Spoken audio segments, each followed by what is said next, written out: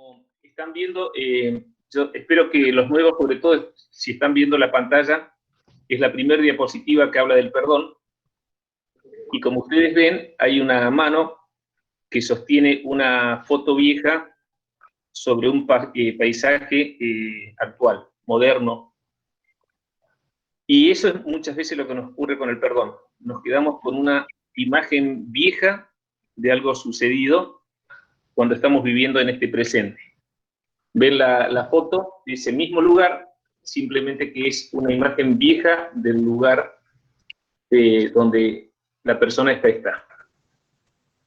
Bien, empezamos por la cadena de la falta de perdón. La falta de perdón origina lo que es el resentimiento, y lo que hace brotar la raíz de amargura, que está en Hebreos capítulo 12, versículo 15. El resentimiento hace surgir el odio lleva a la rebeldía, y la rebeldía lleva a la cauterización de la conciencia. El resentimiento, la palabra está compuesta por otras dos palabras, que es re y sentir. Re, el prefijo re significa de nuevo, entonces nos lleva a sentir de nuevo, o volver a sentir algo que perturba a causa de una mala vivencia irresuelta.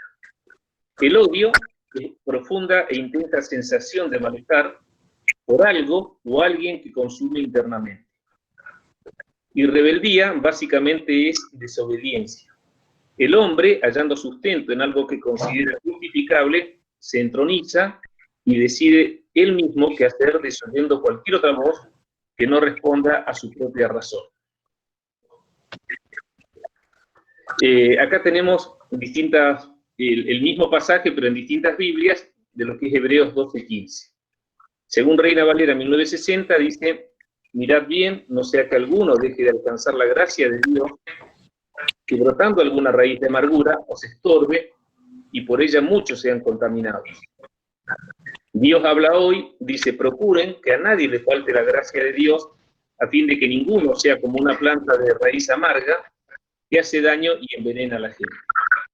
En la Nueva Traducción Viviente dice: cuídense unos a otros para que ninguno de ustedes deje de recibir la gracia de Dios. Tengan cuidado de que no brote ninguna raíz venenosa de amargura, la cual los trastorne a ustedes y envenene a muchos.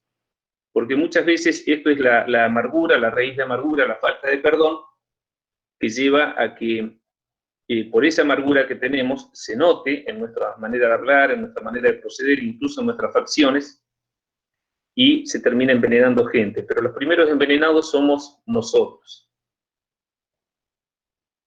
Carlos Anacondia, en su libro que se llama Oíme bien, Satanás, en la página 143 y 144, él dice esto: un día tras otro vemos las caras llenas de amargura y rencor. El odio no solo endurece el corazón, sino también las facciones. Las alteraciones espirituales se manifiestan también a través del rostro, y lo que es peor, aún con el tiempo llega a desgastar los huesos. En definitiva, ataca la salud física. Y ahí vamos a Salmos 32:3, que dice: mientras callé, se envejecieron mis huesos en mi gemir todo el día. Esto es por algo irresuelto que la persona retiene y nunca puede resolver. Carlos Anacondia sigue diciendo, dice: el odio y el resentimiento provocan lastimaduras en el alma. Si no las curamos en forma total, constantemente sangrarán. Por años llevamos guardados rencores y venganzas hacia los que alguna vez nos dañaron. Si no dejamos que Dios intervenga y nos sane, la marca nunca se borrará de nosotros. Cada sentimiento de rencor, odio o resentimiento es una puerta abierta al diablo. Estos sentimientos provocan en manos del diablo diferentes consecuencias: suicidios, depresiones, demencias e incluso enfermedades físicas. El 70% de las personas que ingresan a la carpa de liberación con tremendos problemas demoníacos deriva de la falta de perdón. Impactante este hermano, que es un hermano muy conocido en lo que es liberación y sanidad a nivel mundial, y fíjense que él dice que el 70% de las personas que entran a la carpa de liberación se deben a problemas de falta de perdón. Formas de lidiar contra la ira. Desde el punto de vista psicológico hay tres formas básicas: negar la ira, disimularla, que en realidad se expresa de muchas otras maneras, con una broma mala, con una actitud mala, o perdonar. Henry Lacordaire, que es un fraile dominico, dijo: ¿quieres ser feliz un instante? Véngate. ¿Quieres ser feliz toda la vida? Perdona. La experiencia liberadora del perdón, aunque llena de dificultades, puede ser vivida también por un corazón herido. Perdonar es un proceso complejo, pero es algo que solo nosotros mismos podemos hacer.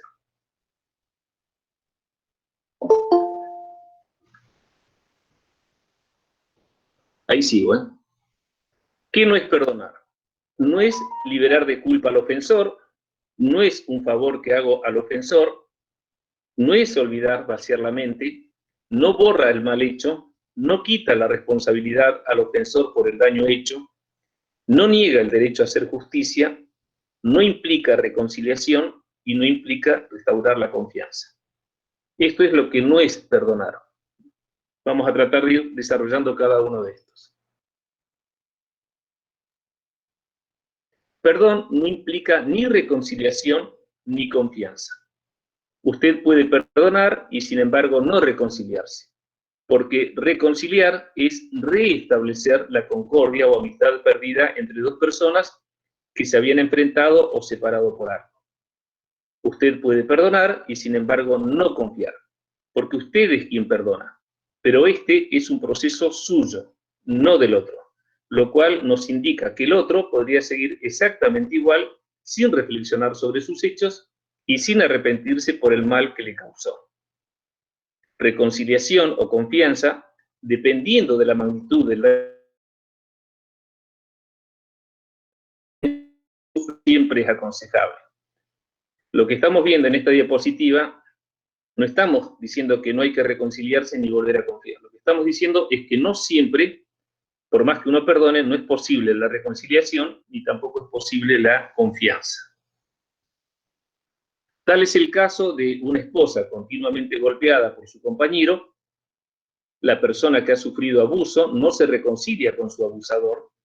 La persona que era llevada al pecado por otra, por ejemplo, en el alcohol, las drogas, la prostitución, etcétera, se puede perdonar, pero no es aconsejable volver a tener contacto con quienes nos han llevado a la denigración de nuestro ser. La persona que es engañada o estafada por otra perdona, pero inicialmente confianza cero. En el caso de la infidelidad matrimonial, si el afectado perdona y se da la reconciliación, será un duro y largo proceso para que se recobre gradualmente la confianza perdida. Quien fue engañado deberá entender qué es el perdón. Quien engañó deberá vivir de modo que el otro pueda volver a creer. Deberá comenzar el proceso de... En el campo, cuando hay sembrados malos, es necesario quitarlos, preparar nuevamente el terreno, resembrar, regar y cuidar. Durante todo este proceso, no espere que el otro crea en su cambio. Solo cuando comience a ver los nuevos frutos, recién comenzará a creer, ya que esto no es instantáneo. No porque el afectado, quien perdonó, se niegue, sino porque es natural que se preserve, que se cuide para no volver a vivir tanto dolor. Quien engañó debe comprender la magnitud del daño causado y la posibilidad que hoy tiene de volver a comenzar. El adulterio no es un hecho menor. Desde el punto de vista divino, es un ataque contra Dios y el pacto del cual a él se lo convocó como testigo. Desde el punto de vista emocional, es un daño al alma. Es, a los efectos prácticos, una mutilación del ser espiritual. No olvidemos que en el matrimonio, bíblicamente, ya no son dos, sino uno. ¿Qué significa perdonar? La palabra perdonar tiene dos partes. Una parte que es per y la otra es donare. Per es el prefijo que intensifica al verbo que le sigue, es decir, intensifica al verbo donare, que significa donar. Perdonar, entonces, significa donar generosamente. El perdón es un mecanismo para que yo sea libre de la amargura que dejó la acción de otro en mi alma. Es el derecho que tengo a desprenderme de la pesada Recordar, fíjense las palabras, ¿no? Es el prefijo este que significa verbo, y cordis, que es corazón. El recordar es volver a pasar del corazón a algo. El recuerdo, por terrible que sea, pertenece al pasado, este presente que vivimos, solo en nuestra alma. Por eso, al recordar, el corazón vuelve a ser afectado, vuelve a ser dañado porque revive el hecho malo. Vamos a ver acá tres tipos de perdón. Perdonar a otro que me dañó, pedir perdón a quien yo dañé y perdonarnos a nosotros mismos. Vamos a empezar por el primero, que es perdonar a otro que me dañó. Perdonar es una decisión. Perdonar es un mandato que se lleva a la práctica tomando la decisión de perdonar. Incluso se puede perdonar a alguien que no esté arrepentido de haberme dañado, porque mi intención al perdonar es quedar libre yo en mi interior de la carga que me agobia.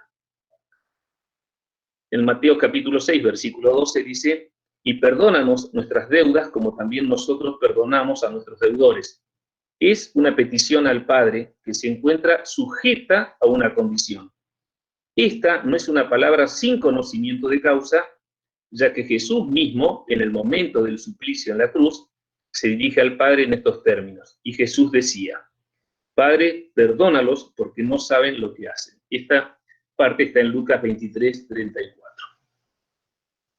En Mateo encontramos el relato de una persona que es perdonada por su rey, pero luego, cuando es él quien debe perdonar a otro, se niega a hacerlo. En Mateo capítulo 18, versículos 32 al 35, dice así. Entonces, llamándole su señor, le dijo, siervo malvado, toda aquella deuda te perdoné porque me rogaste. ¿No debías tú también tener misericordia de tu consiervo como yo tuve misericordia de ti? Entonces su señor, enojado, le entregó a los verdugos hasta que pagase todo lo que le debía. Así también mi Padre Celestial hará con vosotros si no perdonáis de todo corazón cada uno a su hermano sus ofensas. Aquí la palabra es verdugo, es dice quien provoca sufrimientos corporales o la muerte de alguien. También los verdugos son quienes nos mantienen cautivos. Y acá está contando la historia de un hombre que va al rey, clama por una deuda que tenía y el rey lo perdona. Pero cuando sale del palacio del rey se encuentra con un deudor y fue sumamente duro. Por eso son las palabras acá del rey. Acuérdense que cuando yo pongo acá en rojo las escrituras es porque habla Jesús y en azul es porque cuando habla algún otro escritor. Ángel, sí. Ahí explicar también que esto que hablaba el pastor Anacondia, que es uno de los que más liberación está, y nosotros también lo hemos podido comprobar en la administración, el 70% de las personas que no perdonan, se manifiestan, es porque son los verdugos, esos verdugos que ese rencor, ese odio, es como una cárcel en la cual son demonios que están operando sobre la vida de las personas. Es decir, esto es muy contundente porque ese pasaje habla de un tipo de verdugo, y hasta que no paga lo último, digamos, no puede perdonar, sigue en esa condición de cárcel. El perdón lo saca de la cárcel y se libera de esos verdugos que lo atormentan. Entonces las personas que tienen rencores recuerdan el pasado o los hechos, o aún si hicieron daño, recuerdan, y eso lo pasan por el corazón, y esos son los verdugos que lo atormentan. Son demonios que empiezan a operar sobre la vida, que a veces los enferman y otras veces los matan porque los llevan al mismo suicidio. Pero hay que entender que es uno de los campos espirituales donde se abre una puerta directamente a Satanás. Sí, nosotros hemos tenido, gracias a Dios, experiencias muy impactantes por la falta de perdón y experiencias también muy impactantes toda vez que se ha perdonado. Esto que está hablando Martín, recuerdo una vez tuvimos que ministrar a una persona que tenía una historia familiar muy, muy dura, y cuando habló con nosotros, ya lo he contado esta historia, estaba sin trabajo, había quedado sin trabajo en una situación muy difícil porque tenía una hija a cargo. Y en el momento que perdonó, no tan solo que se liberó, porque digamos, el perdón, cuando dice perdona nuestras deudas, así como nosotros perdonamos a nuestros deudores, es condicional. En la medida en que nosotros no perdonemos, Dios no nos da su perdón. Y en el caso de esta persona, recuerdo, vos te vas a acordar, Martín, cómo fue liberada ese día, y al día siguiente te llamó gozosa porque ya al día siguiente toda esta carga que traía, incluso en lo material, de falta de trabajo, consiguió trabajo en forma inmediata. Y nosotros sabemos y creemos en nuestro corazón que es porque se cumple la palabra de Dios. Sigo, dice, mientras no perdonamos, no gozamos del perdón de Dios. Así también mi Padre Celestial, dice, hará con vosotros. Somos librados a nuestra propia suerte, estamos fuera de su santidad. Su Señor enojado le entregó, dice, a los verdugos. Seguiremos sufriendo, pues los recuerdos nos seguirán atormentando. Y la palabra dice, si no perdonáis de todo corazón. Pero la palabra dice, engañoso es el corazón más que todas las cosas y perverso. ¿Quién lo conocerá? Está en Jeremías 17:9. Por eso es tan importante la obediencia. Tal vez no podamos comprender ni conocer nuestro corazón, pero sí podemos decidir obedecer lo que Dios nos manda. De ahí vuelvo a decir acá, por eso es tan importante la obediencia. Hay muchas veces que no vamos a comprender y quizás nunca comprendamos, pero sabemos que tenemos que obedecer a Dios. Perdonar es una decisión que nos libera del dolor y amargura, dejando atrás esa noche tormentosa, que nos permite mirar el día que se inicia determinados a que nuestra vida sea plena. Es una decisión que trae paz y es una decisión que opera un cambio de corazón. Debemos ponerle fin al ciclo de dolor, no por quien nos dañó, sino por nuestro propio bien y por el bien de nuestras futuras generaciones. Usted se acuerda del frío del invierno, pero ya no tiembla porque ha llegado la primavera. Es como el fin del proceso de duelo. Cuando se ha perdido a un ser muy amado, es necesario ponerle fin para iniciar una vida plena. Perdonar, decíamos, no es olvidar. Hay veces que se dice yo perdono pero no olvido y pensamos que como no hemos olvidado, no hemos perdonado. Pero eso también es un error. El perdón nunca implica que olvidemos todo. El perdón no produce amnesia. No es indispensable que olvidemos para perdonar. Puedo perdonar y estar consciente del daño que se me hizo, pero he decidido que ese hecho nunca más vuelva a afectar mi vida. He decidido no traer más al presente las cosas pasadas.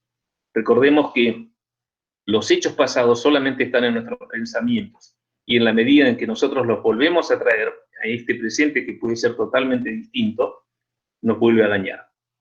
Incluso nos mantenemos firmes en la decisión de no volver a hablar, ni criticar, ni agredir a la persona que nos ofendió como una disciplina sanadora. El volver a hablar del tema trae recuerdos, acuérdense, recuerdos, recordi, volver a pasar por el corazón. Los recuerdos vuelven a abrir heridas y nosotros queremos ser sanados. Confiese el perdón. Sin embargo, no podemos decidir dejar de sentir. El sentir no depende exclusivamente de usted, pero no es imposible dejar de sentir. Una forma indispensable es que confiese el perdón con su boca. No piense el perdón, hable el perdón. Hay una marcada diferencia entre pensarlo y hablarlo. Debemos expresar audiblemente ese perdón. Se oye usted mismo y lo oyen las tinieblas.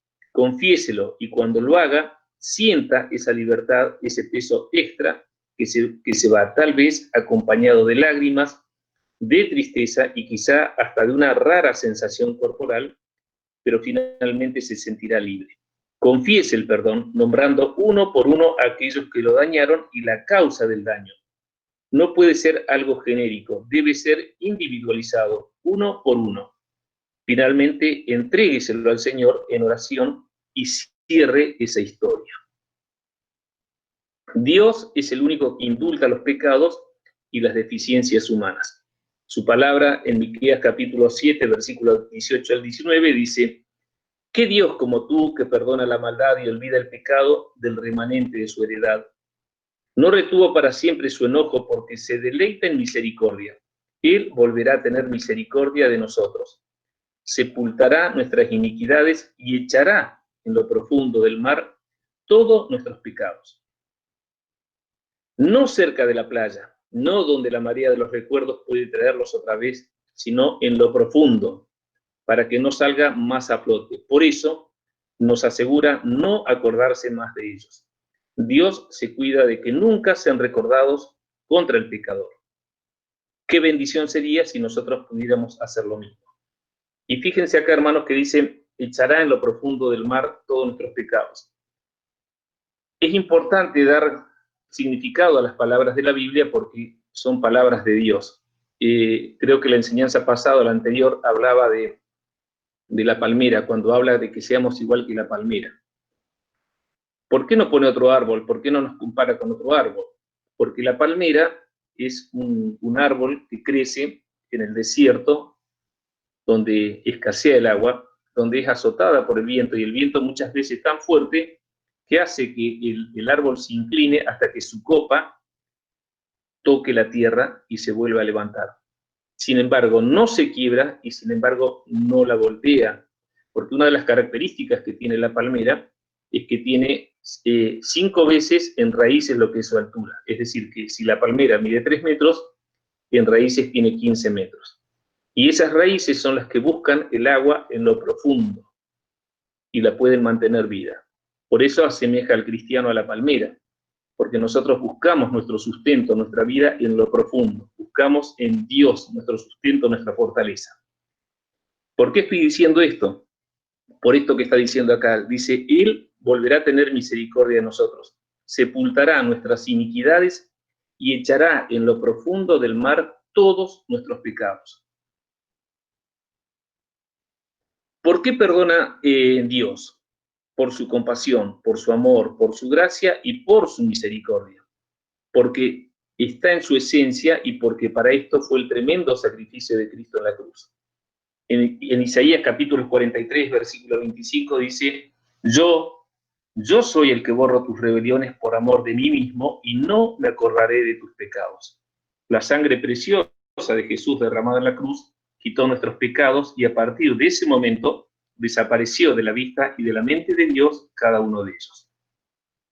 Isaías 38, 17 dice, he aquí, amargura grande me sobrevino en la paz, mas a ti agradó librar mi vida del hoyo de corrupción, porque echaste tras tus espaldas todos mis pecados. Dios quiere que nosotros, sus hijos, perdonemos completamente a los que nos ofenden y dañan, tal como hizo Él con nosotros. En 1 Juan capítulo 2, versículo 6, dice, el que dice que permanece en Él, debe andar como Él anduvo. Dios quiere que hagamos como Él.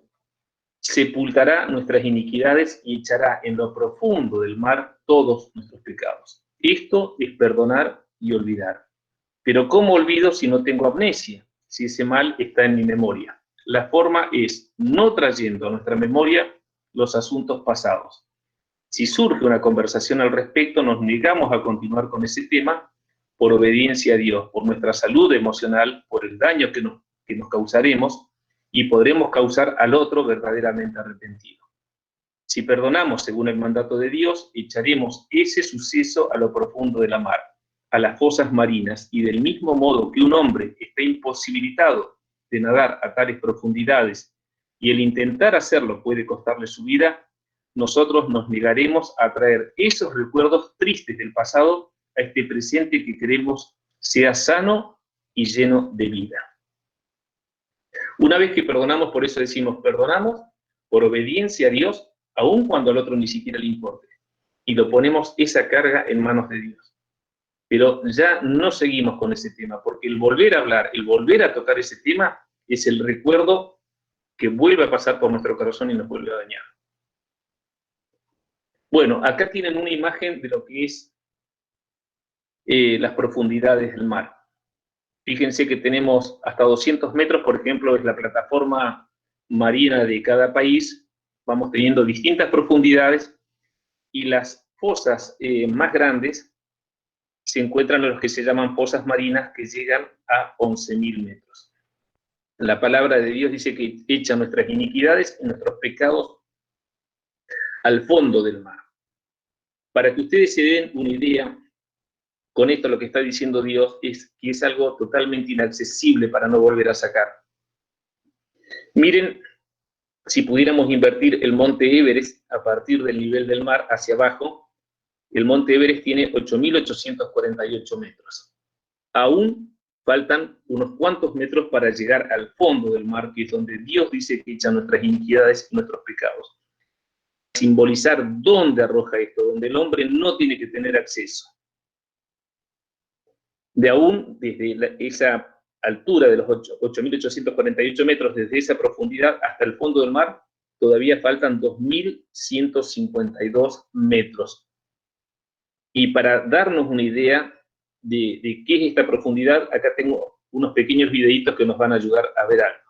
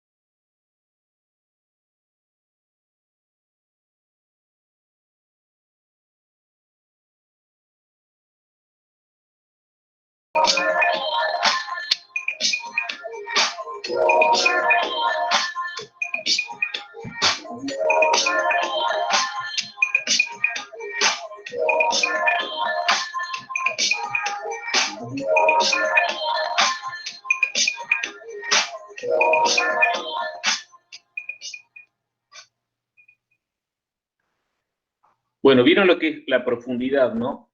Esto es para darnos cuenta de lo que la palabra de Dios está significando. Lo que pasa es que muchas veces no nos damos cuenta al leerlo. Y simplemente puse acá otro videito muy cortito, que dura 1 minuto 32, porque muchas veces cuando hablamos del mar, ahora estamos viendo algunas referencias, pero incluso no nos damos cuenta de esa masa de agua y la profundidad que existe en esa masa de agua. Del mismo modo que cuando hablamos que Dios abrió el Mar Rojo, lo decimos, pero no sé si alcanzamos a comprender lo que eso implica. Pararnos a la orilla de un mar, ver semejante masa de agua y poder creer que Dios abrió esas aguas para que el pueblo sea salvo, ¿no? Paso este videito simplemente para ver lo que muestra un barco en una tormenta marina para que vean esa gran masa de agua y donde Dios echa los pecados y las iniquidades en lo profundo de la mar.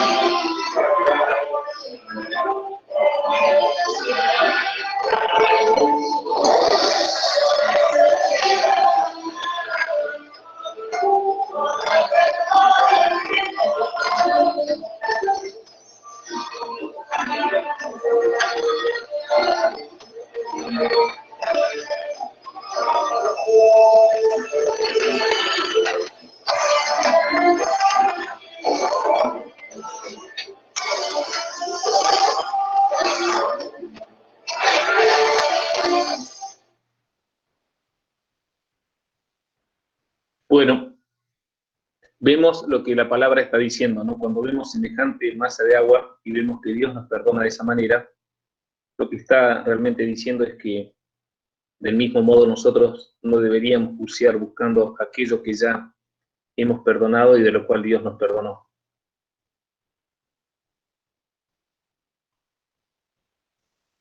Bien, lo que vimos la primera parte fue perdonar a otro que me dañó. Ahora lo que vamos a ver es pedir perdón a quien yo dañé.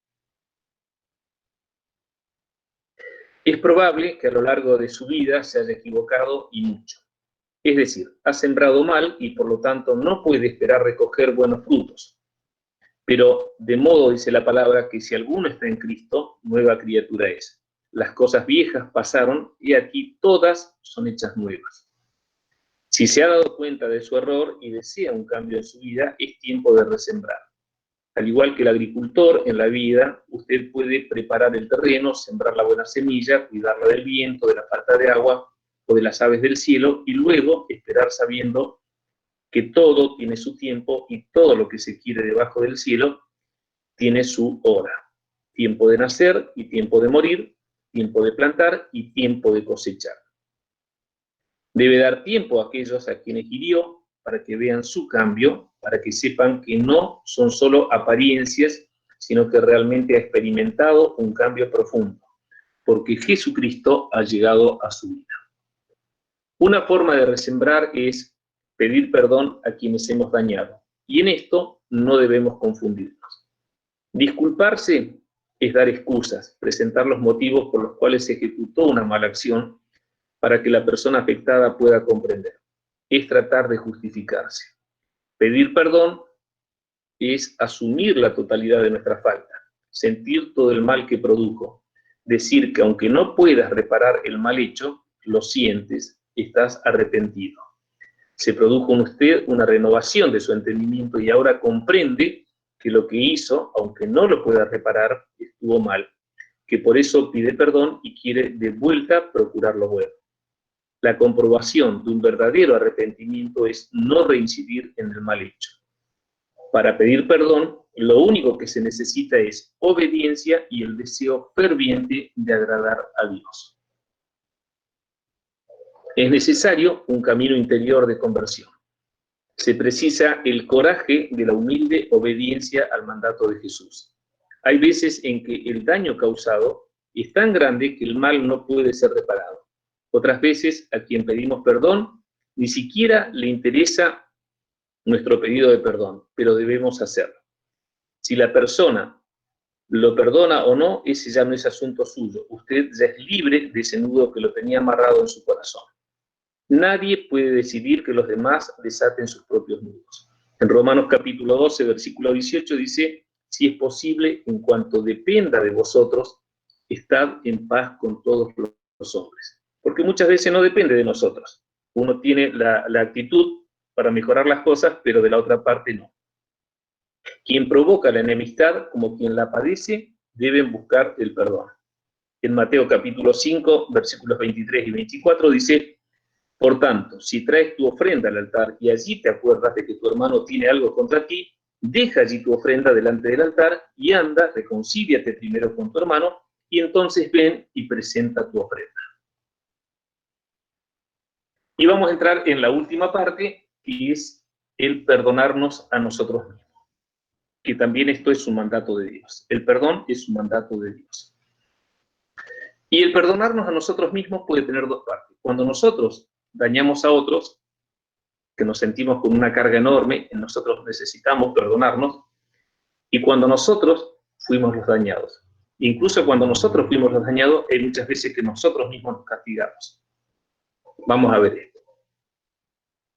Cuando nosotros dañamos a otros, se cometen errores que dañan por apresuramiento, por apasionamiento, por testarudez, por juventud, por ignorancia, por falta de lucidez, por orgullo, soberbia, y aún se cometen errores queriendo hacer el bien.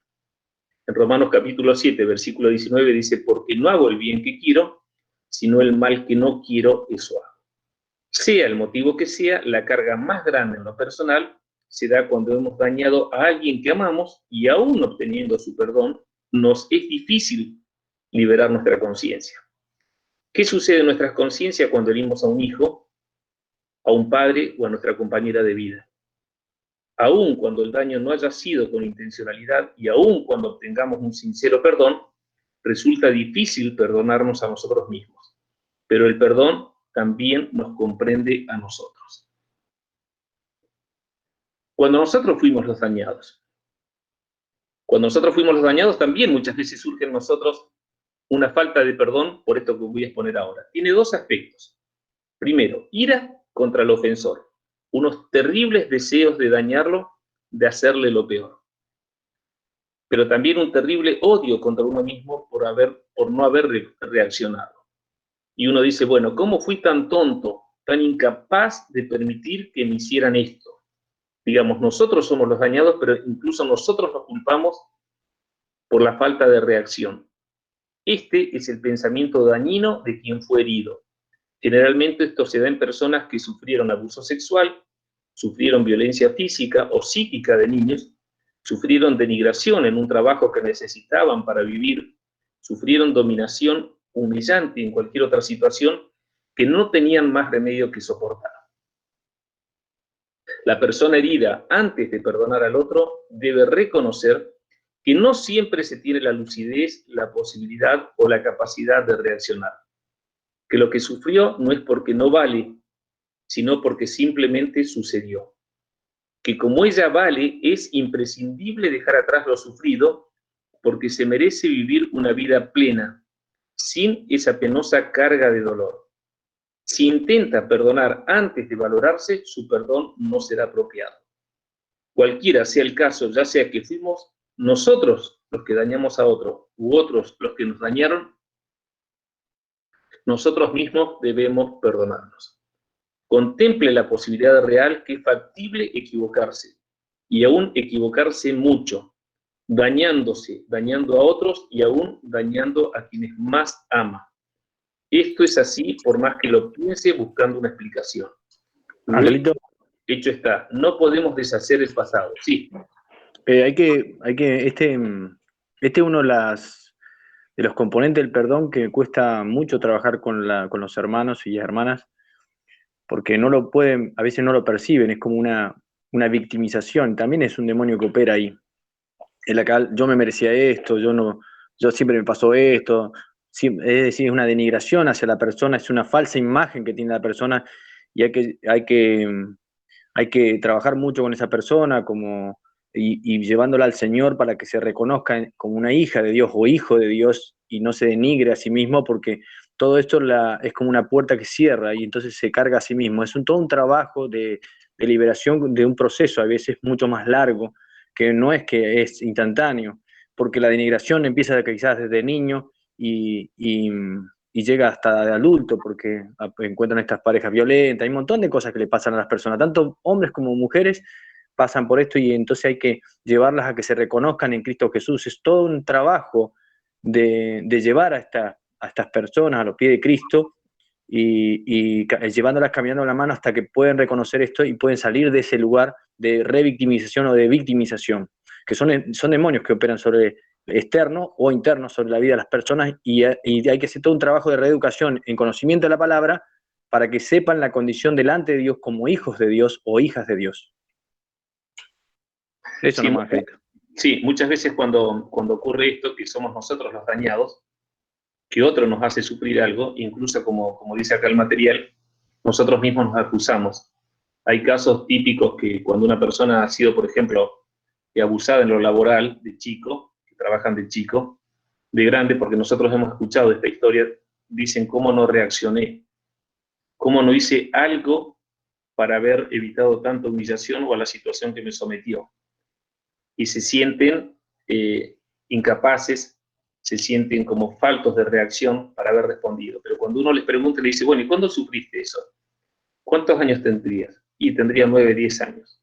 Sí, dicen, pero igual algo podría haber hecho. Y eso es el malestar con el otro por lo que le hizo, que no lo ha perdonado, pero también el malestar contra él mismo por no haber reaccionado. Y si uno mira, dice 9 años, 10 años es un niño. ¿Qué iba a hacer? Dice, por más duro que parezca su vida, debe continuar. debe sanar sus heridas y dejar la culpa y el autocastigo, pues Jesús hace todas las cosas nuevas. Es en el amor del Señor donde debemos encontrar esa libertad que nos desprenda del pasado. En Lucas capítulo 9, versículo 62, la palabra dice, y Jesús le dijo, ninguno que poniendo su mano en el arado mira hacia atrás es apto para el reino de Dios. Acá les paso un video muy cortito de una iglesia que saca estos spots y ahí seguimos.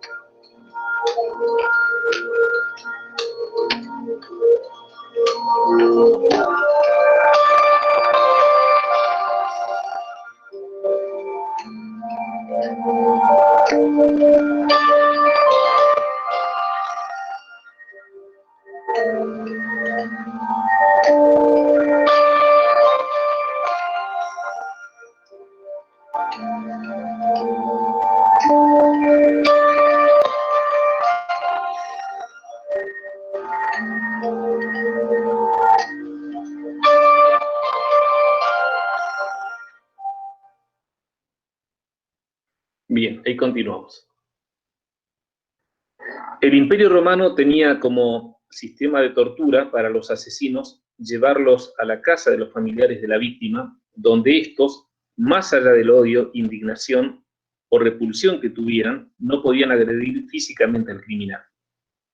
Era en este lugar donde los soldados romanos tomaban al muerto, lo ubicaban espalda con su asesino y lo sujetaban a este mediante correas de cuero firmemente atadas, de modo que ambos, víctima y victimario, quedasen fuertemente ligados, unidos. A partir de ese momento, se liberaba a las calles al asesino, quien llevaba sujeto a su espalda el cuerpo de quien había matado. Por supuesto, cualquiera que lo veía sabía que se trataba de un asesino. Este debía vivir en lo diario con su víctima, debía comer, dormir e incluso hacer sus necesidades fisiológicas con el muerto atado a su espalda. Con el tiempo, el cuerpo del muerto se iba descomponiendo y contaminando físicamente a quien había sido su victimario.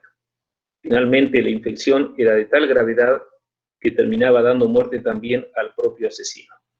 Así es con la falta de perdón. Se carga con un muerto que infecta de tal manera que termina matando. Esta es la imagen, ¿no? Y acá un video cortito del pastor Bullón. Es el versículo 15 lo que me interesa. Mira, dice así. Porque quizá para esto, Pablo le está escribiendo a Filemón con respecto a Onésimo, esclavo. Dice, porque quizá para esto Onésimo se apartó de ti por algún tiempo para que le recibieses para siempre. El otro día yo estaba predicando y un muchacho vino, bonito, bien vestido, y me dice, pastor, tengo vergüenza de decirle lo que le voy a decir. Le dije, pero Pablo, ¿cuál es el problema? Pastor, es que no puedo decirle con palabras, tengo que sacarme la camisa para decirle lo que quiero decir. ¿Por qué tienes que sacarte la camisa? Dime lo que quieres decir. No, pastor, ¿usted me permite quitarme la camisa? Y se quitó la camisa. Llena de tatuajes, el cuerpo, la espalda, el pecho, brazo, tatuajes por todo lado. Y algunos tatuajes de imágenes satánicas. Y él empezó a llorar. Y me dice, pastor, todo esto es mi pasado. Conocí a Cristo, me entregué a Jesús. Pero cada vez que me baño y voy al espejo y me veo, ¿qué hago, pastor? Quisiera arrancar mi piel. Quiero olvidarme del pasado. ¿Cómo hago para limpiar mi pasado? Yo quiero olvidarme, pero ahí está delante del espejo. No puedo borrar lo que está aquí. Interesante. Yo le dije, mira, cuando ves esas cicatrices, en lugar de estar mirando tu pasado, levanta las manos en gratitud a Dios y mira, Dios mío, de lo que me libraste. Hay mucha gente que mira su pasado y se desespera. Y por causa del pasado no puede vivir un futuro bonito, un presente bonito, un futuro bonito. Gente que dice, pastor, me arrepiento de lo que hice. Nunca más voy a ser la misma persona. No, querido, gracias a Dios que no vas a ser la misma persona. Vas a ser una persona mejor. Porque lo que pasó, pasó. Lo que murió, murió. Miren la manera maravillosa como Pablo le escribe a Filemón. Porque quizá para esto se apartó de ti. Quizá para esto se apartó de ti. ¿Para qué? Para que volviese y fuese mejor. Tal vez si este muchacho nunca hubiera salido de la iglesia, no sería el grande ministro que soy. Tal vez si esto no hubiera sucedido en tu vida, aunque caminaste por caminos equivocados, no serías lo que eres hoy. Ahora, cuidado, mira, esa preposición para es interesante. No vas a decir que Dios hizo de Onésimo un ladrón para que por causa de esto sea mejor. No, no, no. Esa preposición para en griego es ina y quiere decir a pesar de esto.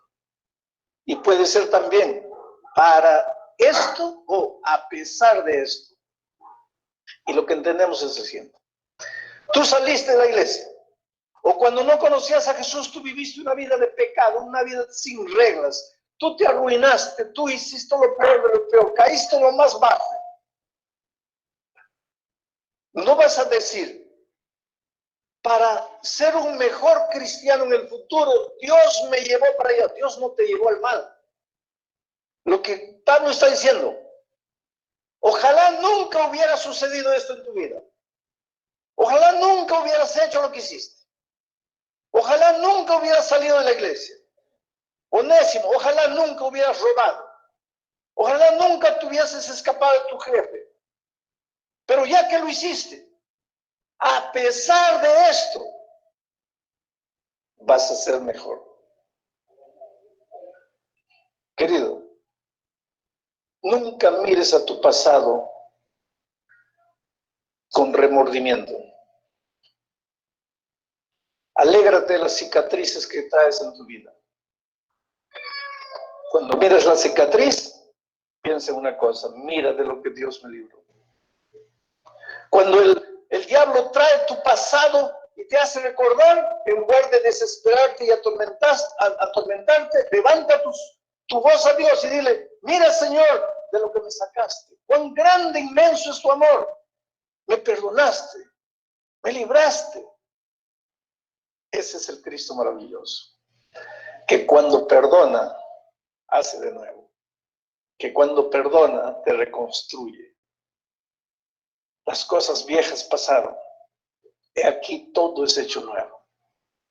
Yo no te conozco, querido, pero si estoy predicando a alguien esta noche que vive atormentado por su pasado, en el nombre de Jesucristo te digo, no mires para atrás, mira para adelante.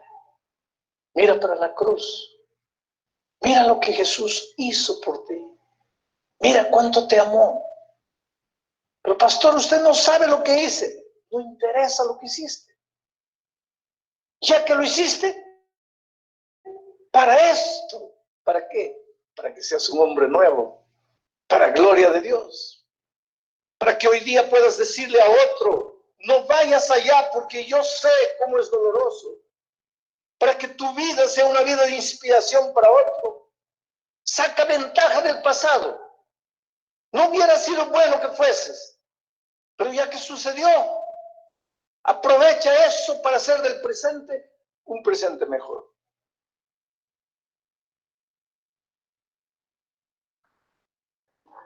La palabra dice, pero una cosa hago, olvidando ciertamente lo que queda atrás y extendiéndome a lo que está delante, prosigo a la meta, al premio del supremo llamamiento de Dios en Cristo Jesús. Filipenses capítulo 3, versículos 13 al 14, y recordemos esto, que el pasado solo existe en nuestro pensamiento.